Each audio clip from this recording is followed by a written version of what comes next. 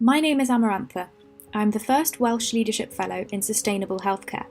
In this session, I'll be discussing what sustainable healthcare means within the context of national and global health.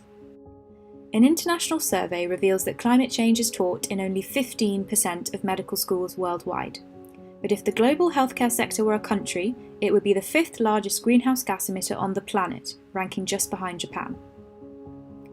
The human population is healthier than ever before, but to achieve this, we've exploited the planet at an unprecedented rate. A growing body of evidence shows that the health of humanity is intrinsically linked to the health of the environment, but by its actions, humanity now threatens to destabilise the Earth's key life support systems. Human beings have converted about a third of ice-free and desert-free land surface of the planet to cropland or pasture. Half of all accessible fresh water is appropriated for human use. 2.3 million kilometres squared of primary forest has been cut down by humans since 2000.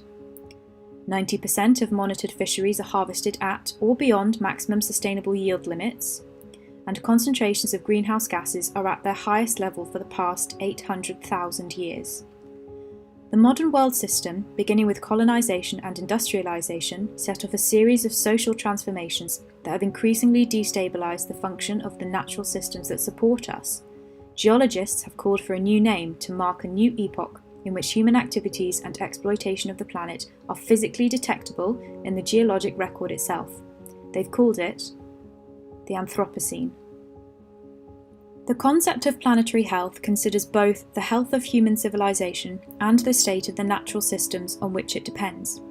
It is the recognition that human and natural systems are fundamentally interconnected at all scales and reflects the concerns of other health movements.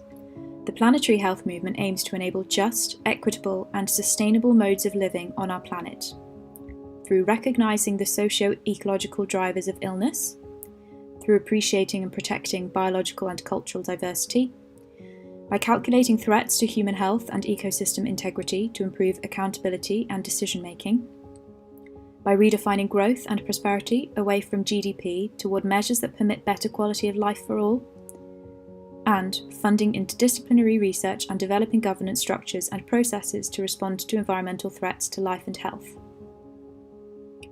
Climate change has the potential to undermine the last 50 years of global gains in public health, and this illustration from the US CDC shows how.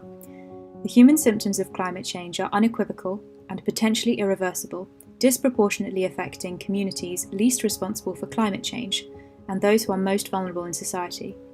The WHO has found already that 150,000 people are dying as a direct result of the issues shown here, and this will only increase to 250,000 by 2050 if we do not act now. Closer to home, I found this image really shocking.